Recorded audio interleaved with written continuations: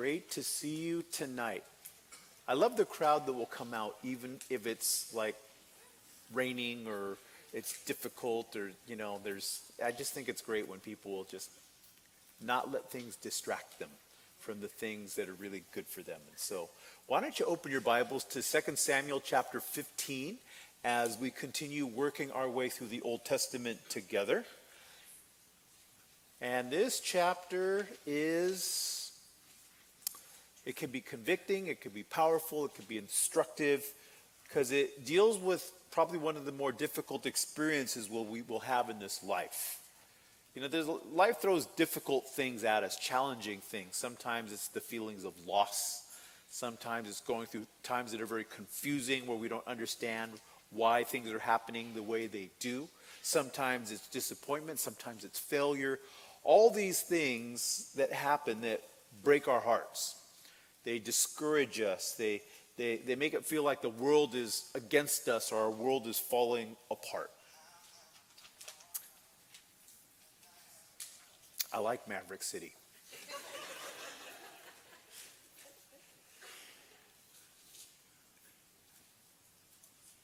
But the things that we're going to talk about tonight are probably the most challenging for many of us. And it's the times when we experience betrayal, when we experience rebellion, where the people that we would assume would be the ones that would watch our back, that would be with us to support us, the ones that we would least expect to turn against us, the ones we should be able to trust the most, failed at, and they become less than that. And that's a really heartbreaking thing. Now, as we remember, or we recall, let me remind you that David and his son Absalom have kind of reached this place where they have this, let's just call it a superficial reconciliation. They have been separated for 5 years as Amnon had did some really bad stuff to his half-sister Tamar. And so her brother Absalom got revenge. He had Amnon killed, assassinated. And in light of that, Absalom ran. He went back to the home of his mother's family, his mother's side of the family, and he stayed there for 3 years. He returned back, and we talked about how Joab kind of finagled that to happen. And then for 2 years, he was in Jerusalem, but he never saw his father. They were still separated. There was still the division that was there. And so finally they get the face-to-face that was needed. Finally get to that place where they see each other and kind of at least try and settle things out. And from outward appearances, it looked like everything was fixed and it was fine. But as so often it happens, you might think superficially things are okay, but under the surface, there's still a lot of things going on. There's still a lot of hurt. There's still a lot of bitterness. I believe in Absalom's heart there was a little bit of ambition as well. And so you put all these things together, and now we see the chapter where it just completely flies off the rails. Anything that you would have assumed was okay in chapter 14, now you realize nothing was okay in chapter 15. And so I think these chapters do fit together pretty well, because we see the details now of how David's offspring becomes his opponent. David's descendant becomes his detractor. David's son becomes the person that just wants to destroy him and destroy his life. And so we see the makings of a rebellion today. It happens everywhere. It happens in countries, politically. It happens in kingdoms. It happens in families. It happens in ministries. It can happen anywhere. And most of us have seen it happen almost everywhere. And so, great lessons to learn, because it's going to happen to all of us. We're going to have people that rebel against us. Jesus had his Judas. Caesar had his Brutus. David has his Absalom. You know, and you're going to, through the course of this life, probably have more than one person that you just thought, this is going to be the person that watches my back, and they end up sticking an arrow in it. And so, great lessons to learn. As we dive in, let's just take a look, verses 1 through 6. We see how rebellion is born. And the way rebellion is born is it begins this way. First, number one, you steal the heart. You steal the heart. And if we see in verse 1, after this, it happened that Absalom provided himself with chariots and horses and 50 men to run before him. And so Absalom, as this rebellion begins, needs to set himself apart. He needs to kind of separate himself from the crowd. And so he does something for the first time that nobody in the royal family has ever done, at least as far as is recorded. And this is the first time we see anybody in the family of David on a horse. Every other time the king's traveling on his donkey. And that was kind of the ride of the king. That was just the normal, everyday, this is what people rode. But when you get on a horse, obviously a different thing altogether. And I'm certain it was to make kind of a statement, a visual statement. He's got a chariot, he's got a horse, he's got 50 men running ahead of him. He had a sight. It was a sight to see. And on top of the visual that he is trying to set for the people, notice what else happens in verse 2. Now Absalom would rise early and stand beside the way to the gate. So it was whenever anyone who had a lawsuit came to the king for a decision that Absalom would call to him and say, "What city are you from?" And he would say, "Your servant is from such and such a tribe of Israel." Then Absalom would say to him, "Look, your case is good and right, but there is no deputy of the king to hear you." Moreover, Absalom would say, "Oh, that I were made judge in the land, and everyone who has any suit or cause would come to me, and I would give him justice." And so the second thing that Absalom does to steal the heart is he stirs up dissatisfaction in the people. As people would come, it says he made his way to the gate early. That was the place where judgments were rendered and decisions were made. And so Absalom made sure he was there at the beginning of the day. So that when people would come, he would listen to what was going on. He would greet them and say, "Hey, you know, you got a really good case. And if there was somebody here to help you, you might be all right, but there's nobody here." And so he creates this situation where there is a problem that is being exposed, and then he presents himself as the solution to that problem. And so he goes into a situation, and there's really just two kinds of people. There are the kind of people that expose problems, and they're the kind of people that resolve problems. And if you are in rebellion, if your heart is hard, then you don't care about resolving the problems. You just want to expose the problems. You want to point out how the existing organization is failing so that you can come in and save the day. And that's exactly what Absalom is doing. He is presenting himself as the solution to the problems that are going on in Jerusalem. He could have just as easily said, "Hey, you know what? There's nobody here, so let me see who I can get here to help you out. Let me try and bring a solution to your problem. Let me bring some people. Let me help you myself." But he doesn't want to do that. If you're creating rebellion and you're trying to steal hearts, then you have to create a problem so that you can be the solution to that problem. The next thing in verse 5. "And as it was, whenever anyone came near to bow down to him, that he would put out his hand and take him and kiss him." And so you kiss up to people, in this case, literally. When people would come and they would greet him, and "Wow, you're the prince, you're the son of the king," and they would pay him respect, they would bow down, and he would bow down, he would take them, he would greet them, he would kiss them, he would do what he could to, again, I learned a new word. It's the word inveigle. It's a weird word. I've never seen it before. Inveigle. And what inveigle means is to entice or ensnare by flattery. And that's what he's doing.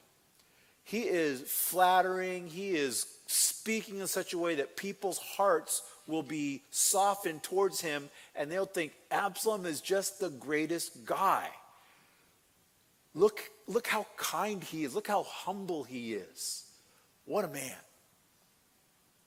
And so at the end of it all, verse 6, in this manner Absalom acted toward all Israel who came to the king for judgment. So Absalom, here it is, stole the hearts of the men of Israel. He stole their hearts. And that's the goal. That's where rebellion begins. I've got to get people's hearts. I've got to get people on my side. And he was successful. He did it long enough and consistent enough that he actually became more popular than his father David in many people's eyes. He was an impressive young man, as we already seen. Good-looking man, big old flowing head of hair, just impressive. He obviously knows how to talk to people. He carried himself well. And so people are probably thinking, David's getting a little older. He's kind of looking kind of worn out. This might be the guy that we need. This might be the guy that, he's going to bring some new blood into the kingdom. Just what we need. And so after stealing the heart, the next thing he does, verses 7 through 12, he needs to state his case. He now, having won the hearts of the people, needs to make his case for the fact that I am now your king. And so in verse 7, now it came to pass after 40 years. Now, that 40 years could be the 40 years that David had been king, or it could be kind of a misprint, if you will, and it could actually be just 4 years. Because certainly he hadn't been conducting this for 40 years, because if he did, David would be like 90 years old or something. He'd be really old. So something is going on. It's a good amount of time, though. That Absalom said to the king, please let me go to Hebron and pay the vow which I made to the Lord. For your servant took a vow while I dwelt at Geshur in Syria, saying, if the Lord indeed brings me back to Jerusalem, then I will serve the Lord. And the king said to him, go in peace. So he arose and went to Hebron. And so Absalom goes to his dad. And he says, I really made this vow to the Lord, and so I'd like to go to Hebron and make good on that vow. I made this vow that I would serve God if he ever brought me back, and so here I am. I want to do this for the Lord. He couches everything in very spiritual terms. And so David certainly says, well, sure, that sounds great. But here's the little thing that divisive people do, especially in a spiritual context, is they will use spiritual terms and terminology to justify the things that they do. I have yet to meet a divisive person that thinks they're divisive. I have yet to meet a betraying person that thinks they're really betraying anyone. They usually think, wow, somehow I'm serving God in this. I'm really trying to do the right thing, or I am the victim and I'm trying to make things good. Very few people I've ever seen that have caused division say, hey, I'm here to cause division. I'm here to steal people's hearts. I'm here to get my own way. It's never that way. It's always, I've been seeking the Lord in prayer, and that's why I'm dividing everything. That's why I'm doing what I'm doing. It's just the way we think as human beings. But here's the thing about having a hidden agenda. Hidden agendas will inevitably be revealed. If there really is a hidden agenda, it's going to pop up. It has to. It's what everything has been working for. It's what the goal is. And so the agenda is going to show up. Verse 10. Then Absalom sent spies throughout all the tribes of Israel, saying, as soon as you hear the sound of the trumpet, then you shall say, Absalom reigns in Hebron. Hebron, of course, is where Absalom was born. That was his old stomping grounds. That was where he had a lot of support. That actually used to be the center, the religious center and the center of the nation of Israel. So it kind of makes sense that he would go to Hebron and not Jerusalem to have this gathering, as we can see, verse 11. And with Absalom went 200 men invited from Jerusalem, and they went along, notice this, innocently, and didn't know anything. Then Absalom sent for Ahithophel, the Gilonite, David's counselor, from his city, from Gilo, where he offered sacrifices. And notice this, and the conspiracy grew strong, for the people with Absalom continually increased in number. And so he needs to gather a crowd. A person that is trying to create a rebellion needs to get as many people on his side as possible. And so he calls for a meeting, and he brings 200 people with him that do not know what he's doing. They think, wow, Absalom invited us to this big gathering at Hebron. Sounds like a great idea. We should really be part of that. And so 200, I believe they were significant men from Jerusalem, come down, but they were significant, but they were naive. They didn't know what was in his heart. They didn't know what Absalom was doing. They didn't know his intention. So they just go along thinking, oh yeah, we're just part of the thing. We're just part of what's going on. We just want to support the prince. We want to do the right thing. Not knowing that their presence, their participation is actually supporting this rebellion, and they're doing it completely unwillingly. They're not necessarily at fault in this, but they just are brought into this because they're part of this scheme, this plan that Absalom has. In that, I think, is a warning for so many of us. Because a divisive person, a person trying to cause some kind of rebellion, some kind of split, some kind of division, will always try and bring people into their camp. They will always try and bring as many people as possible, and the more influential you are, the more they want you.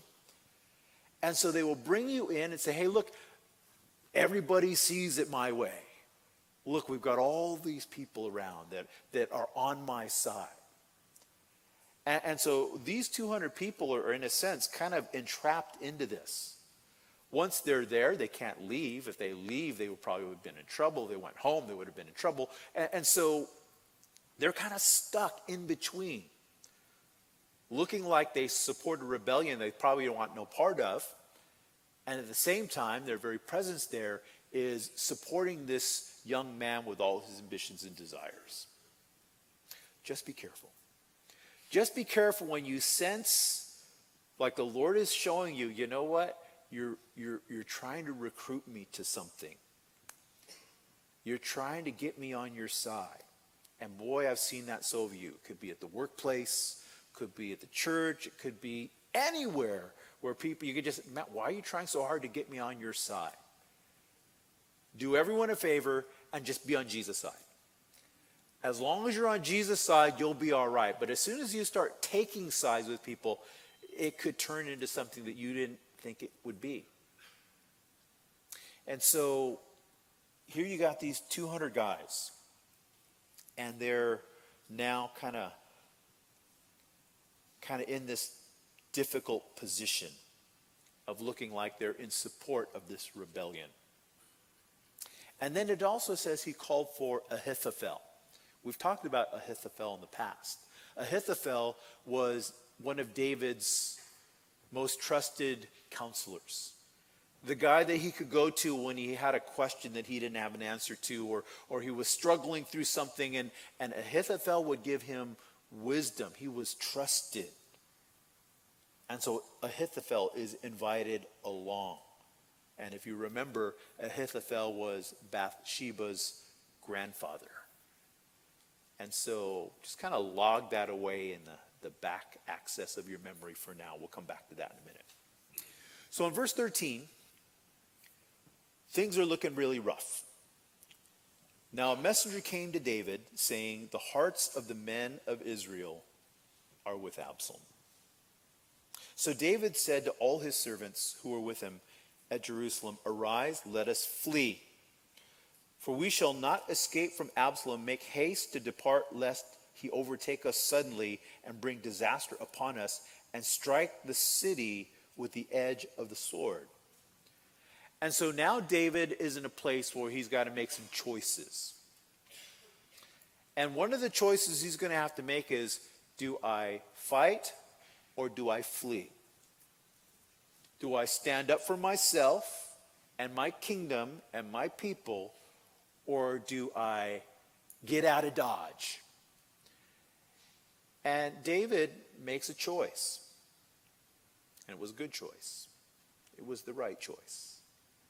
Because he knew that if he stood and fought, if he dug in and said, "Nobody's taking my capital city, nobody's gonna drive me out of town," that a lot of innocent people would have suffered for that. A lot of innocent people would have paid the price for the things that have happened. And so he decides to run, not resist. He decides to leave the city to spare it from the battle that would have ensued between he and his son. He would rather let things go than fight to prove that he was the right one. That's just David. It's a great lesson. Because so often we will fight, and it doesn't matter who gets hurt. I just need to prove I'm right. When David says, "I will let the Lord reveal who's right, and I will trust him, and I won't dig in and go to war with my own family over this. God can make things right." And so he trusted that God would be able to do this, and so that's why he could leave.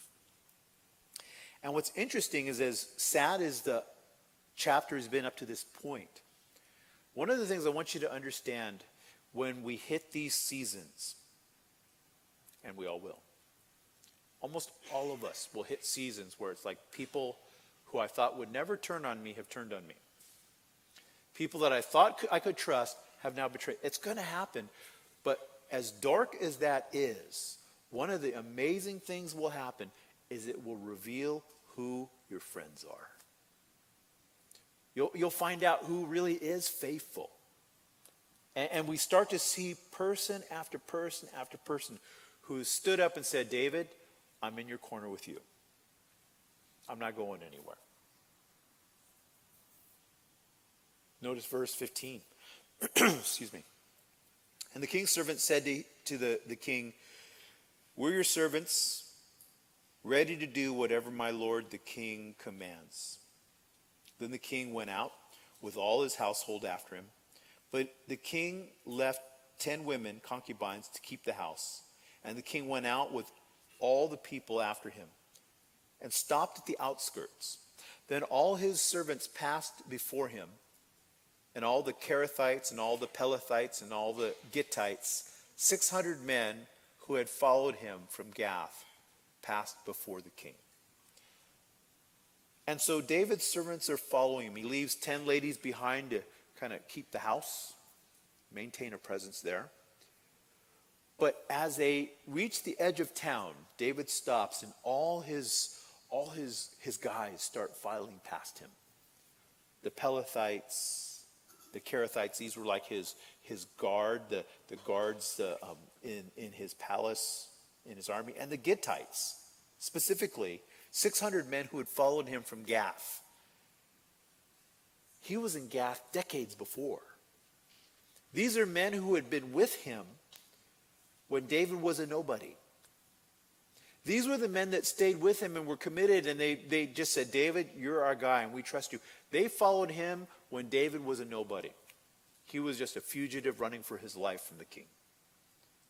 But they sensed something about him. They were committed to him. And so for all these years, they have been faithful to him. And so this wasn't going to send them away. In fact, they dug in their heels even farther. And you know what? We're with you. We were with you before you had power. We were with you when you had power. And now that you've lost it, that doesn't change a thing. We're with you anyway.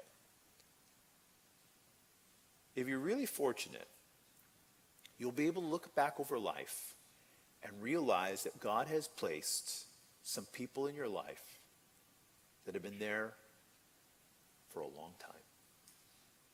Maybe from the very beginning. And they've been there. They haven't gone away. They stayed steady.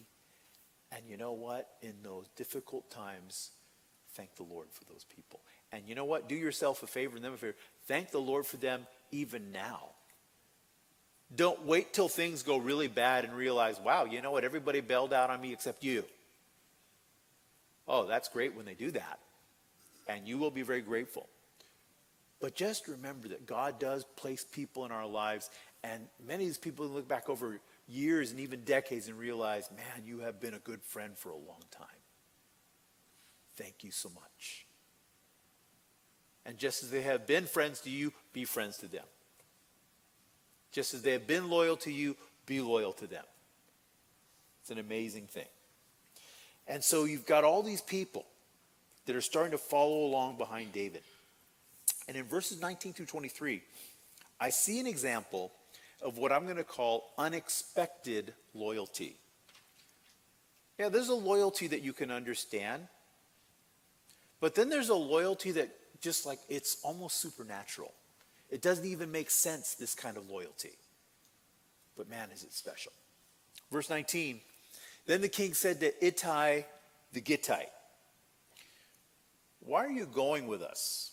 Return and remain with the king, for you are a foreigner and also an exile from your own place. In fact, notice this, you came only yesterday. Should I make you wander up and down with us today, since I go I know not where? Return and take your brethren back. Mercy and truth be with you. In other words, Ittai, you just showed up yesterday, man. What we're looking forward to is not going to be fun. We're going to be roaming around in the wilderness, running for our lives. You didn't sign up for this. And so he graciously says, go back home. Go your way. You don't have to trouble yourself with our problems. You've got a chance to go back. But notice what this guy says. Verse 21. But Ittai answered the king and said, listen to this, as the Lord lives, and as my lord the king lives, surely in whatever place my lord the king shall be, whether in death or life, even there also your servant shall be. Wow. How would that hit you if somebody said that to you? Somebody that came along and said, no matter what, wherever you go, no matter how it goes down, no matter what happens, where you are, I will be. Man, wouldn't you love to have people like that in your life?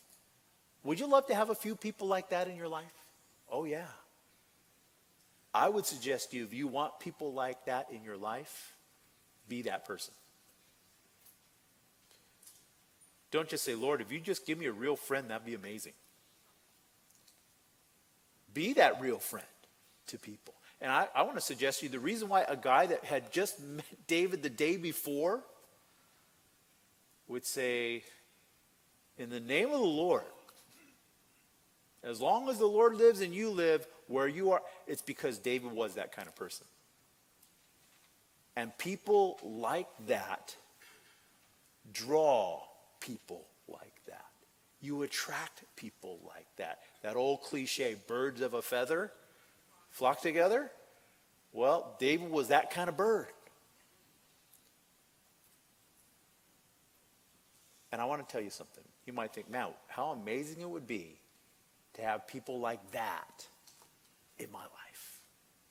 And I want to suggest to you, you already have people like that in your life. More than you know. More than you know. Maybe you haven't been tested. Your life hasn't been tested to the point where you realize, wow, here's people that wouldn't leave when everybody else did. But I want to suggest to you have more people like that in your life than you know. You really do. I know I do. I look back and I get amazed. So often it's like, man, Lord, you have placed some people around me that I've looked back and I'm looking back over decades. And they've been amazing. And I'm so thankful. And there have been hard times. There have been difficult. And there have been times where, you know what, everybody wants to go, but there's people that stay. And when you realize you got people like that, true loyalty, it's an amazing thing. If you live faithful to God, he will bring people like that into your life. Now, verses 24 through 29. Trust in God, but here's the thing. No crutches required. What do you mean by that? Verse 24. Verse 22. So David said to Ittai, go and cross over them. Then Ittai the Gittite and all his men and all the little ones who were with him crossed over. And all the country wept with a loud voice.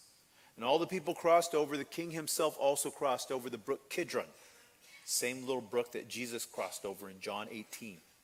And all the people crossed over toward the way of the wilderness. And so Ittai and the rest of the people have crossed over there, leaving the city of Jerusalem.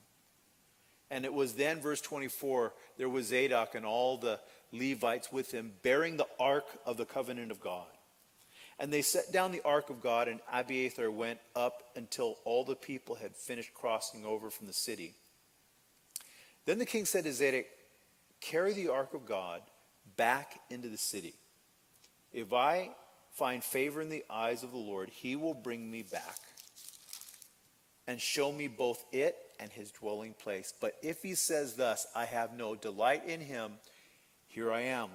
Let him do to me as seems good to him. Then the king said to Zadok the priest, are you not a seer? Return to the city in peace, and your 2 sons with you, Ahimaaz your son, and Jonathan the son of Abiathar. See, I will wait in the plains of the wilderness until word comes from you to inform me. Therefore Zadok and Abiathar carried the ark of God back into Jerusalem, and they remained there. And so as the entire group has left the city, along come the priests, and they're carrying the ark of the covenant. And they're like, here we are, David, let's roll. And David says, turn around and take it back into the city. Do you remember when Eli, in the days of Eli the high priest, and they were at war with the Philistines, and the war wasn't going well, and somebody, I don't remember who, came up with a great idea. Hey, go get the ark. It worked for Indiana Jones, it'll work for us. Get the ark, and when the ark comes, we're going to defeat these guys. And if you remember the story, that not only did they lose, but they lost the ark as well. The ark in Eli's day was a crutch.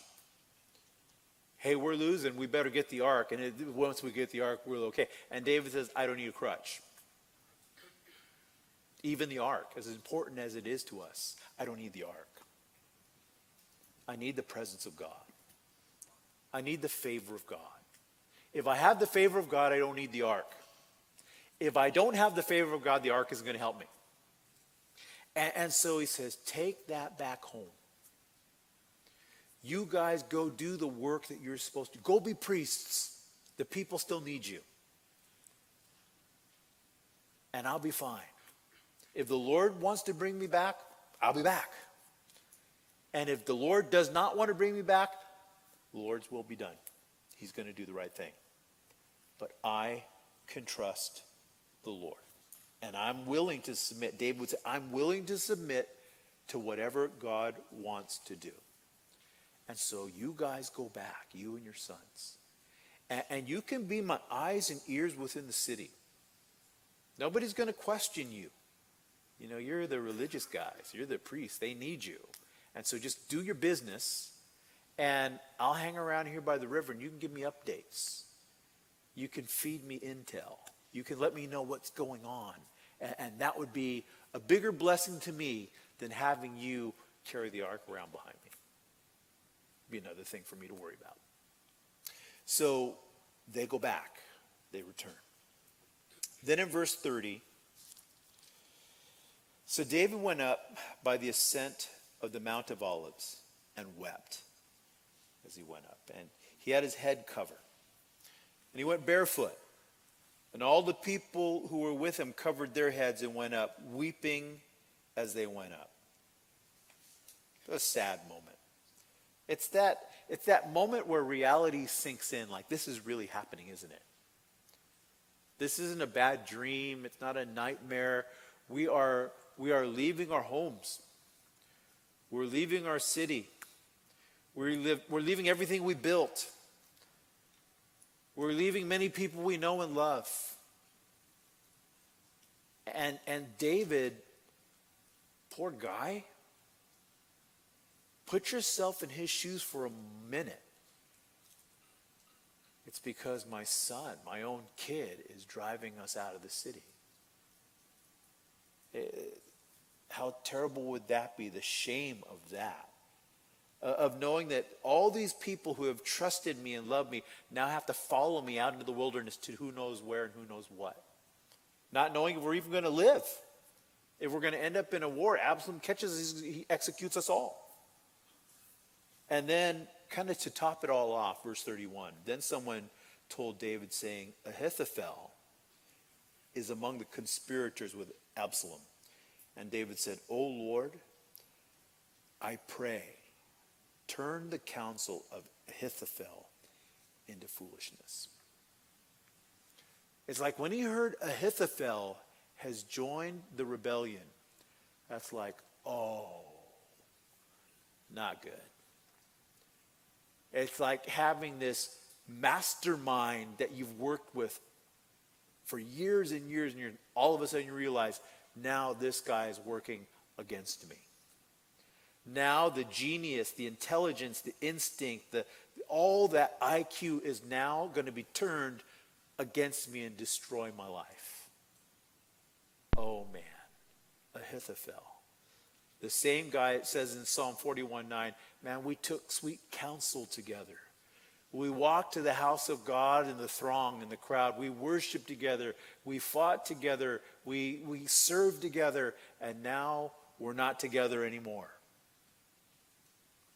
What happened? Well, again, you can't really mess with somebody's grandkids and have it be okay.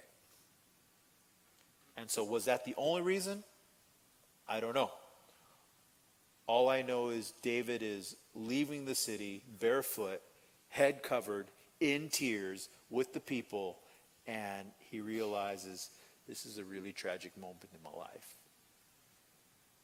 It's a tragic moment. And now his prayer is, whatever Ahithophel counsels Absalom to do, turn that into foolishness. Lord, help me out, because he is the enemy that you know, there's some people that they're so smart you don't want them as your enemy. He was the guy.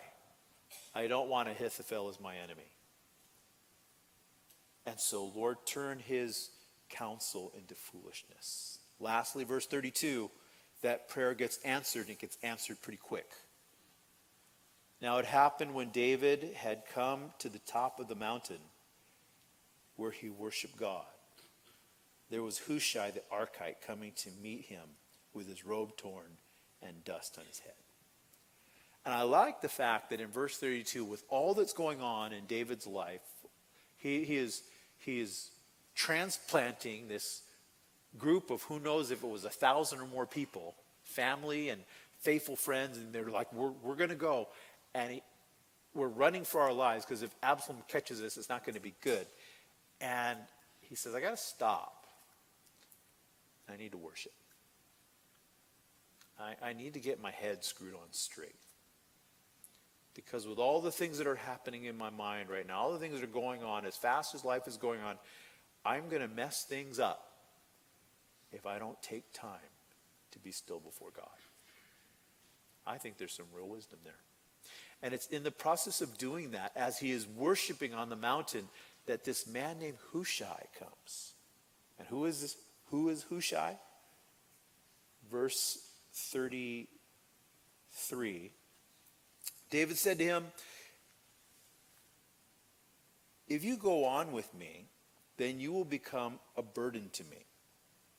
But if you return to the city and say to Absalom, I will be your servant, O king. As I was your father's servant previously, so I will now also be your servant. Then you may defeat the counsel of Ahithophel for me. And do you not have Zadok and Abiathar the priests with you there? Therefore it will be that whatever you hear from the king's house, you shall tell to Zadok and Abiathar the priests. Indeed, they have there with them their two sons, Ahimaaz, Zadok's son, and Jonathan, Abiathar's son. And by them you shall send me everything you hear. And so Hushai, David's friend, went into the city. So let's just stop there for a second and see what happened. David prays, Lord, I've got the worst enemy right now. And as he's praying and worshiping, the Lord sends Hushai the Archite. Hushai must have been pretty old, pretty slowed down by the course of time. So much so that David says, if you come along with me, you're gonna be a burden to us. We're going to have to look out for you. You're not helping our situation by joining us. So go back to Absalom and tell him, in the same way I served your dad, I'll serve you. And you can be another source of information, but Hushai was on the level of Ahithophel. So you can be the guy that, as Ahithophel is giving his counsel, you can be the guy in my corner saying, hey, you know what? They don't realize it, but I'm actually looking out for David. And I will be part of this network that feeds the information that you need to you so that you can survive, so that you'll have an edge. And so he takes this pledge of allegiance to Absalom so that he can be kind of on the inside of the city and inside of the circle that Absalom had. And so it wraps up the chapter with this in verse 37. And Absalom came in to Jerusalem. Absalom indeed entered the city. He comes into Jerusalem without even having to fire an arrow or pick up a sword.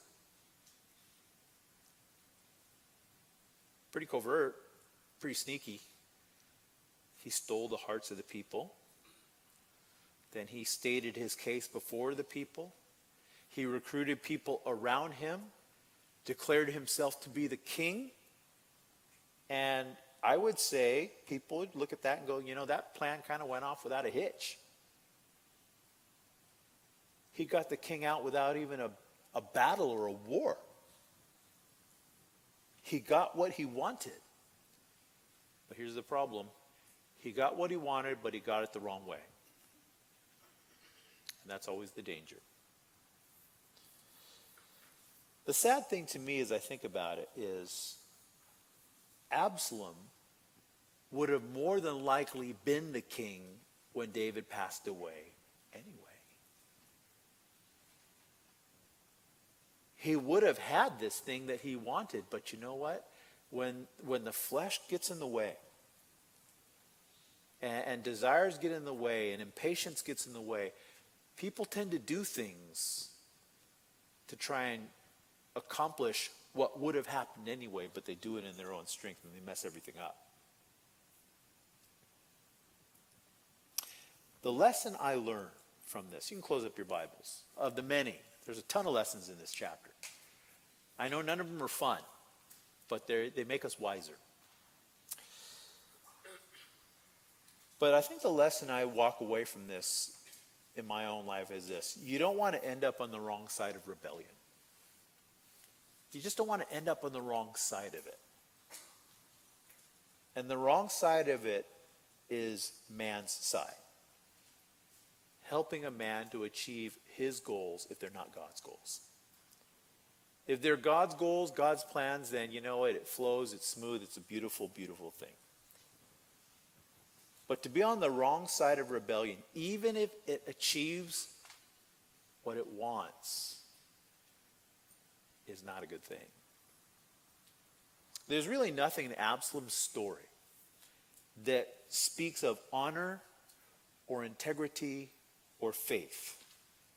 His methods were carnal. His end was brutal. And we'll get to that in a short order.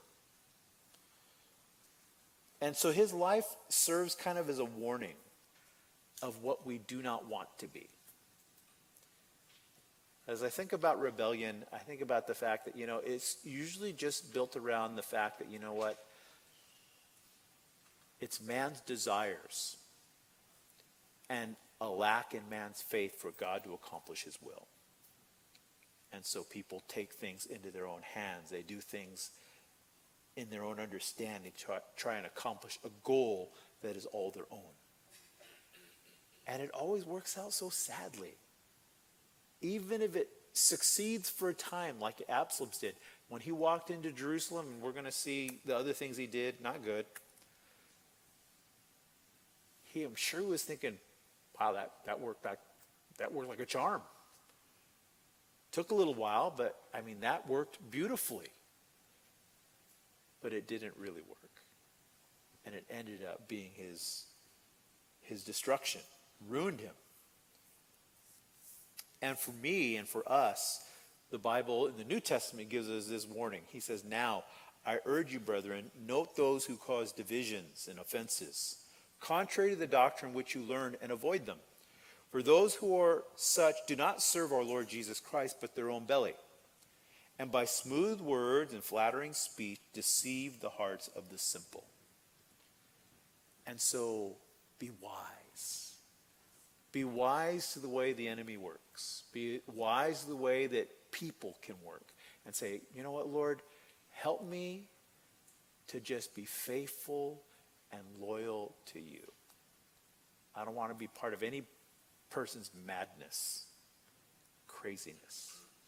Just let me walk with you in obedience and love. Let me represent you well. Let me serve you well.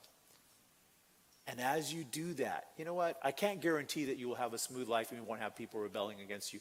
But I can say this.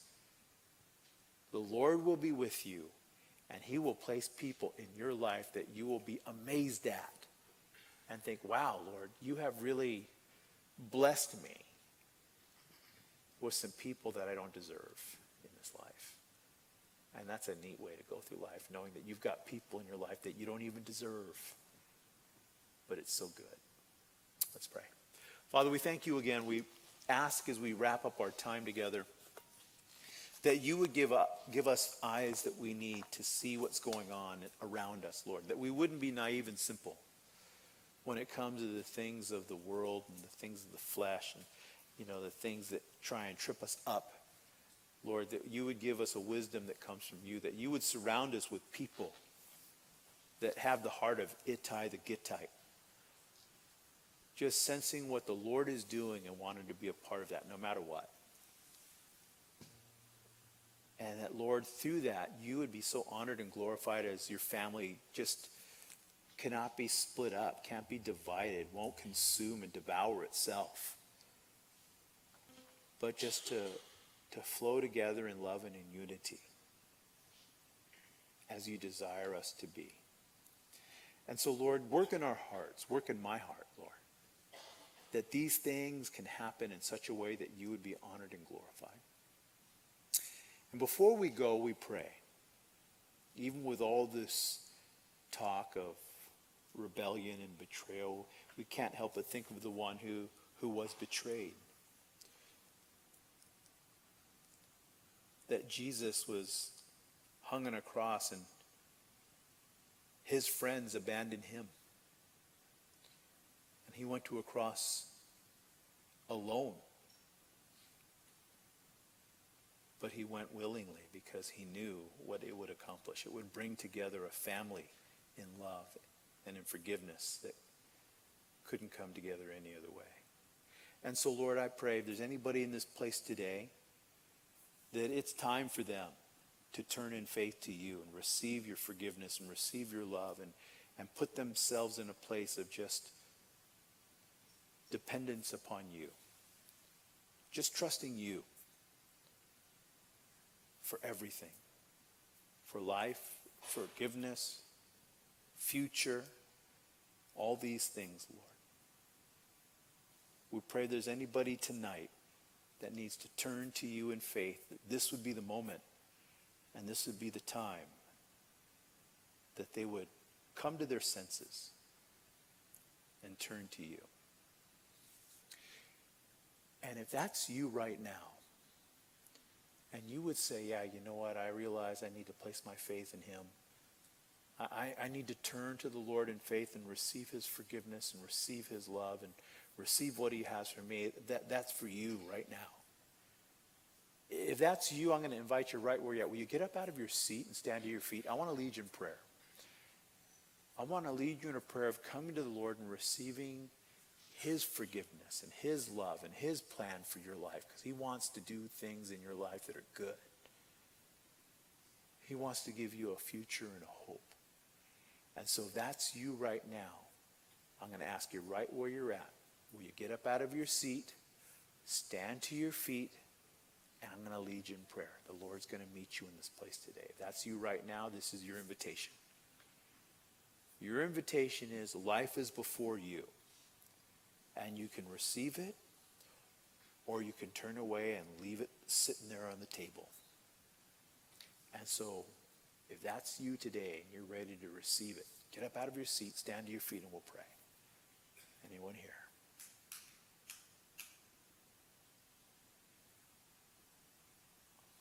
All right. Father, we do thank you again for meeting us tonight. Thank you for bringing us together to this place, this time, giving us truth, giving us your word that feeds us and admonishes us and encourages us and shows us the way that you would have us to walk. We thank you again for your mercies. Go before us. In Jesus' name we pray. Amen? Amen. Why don't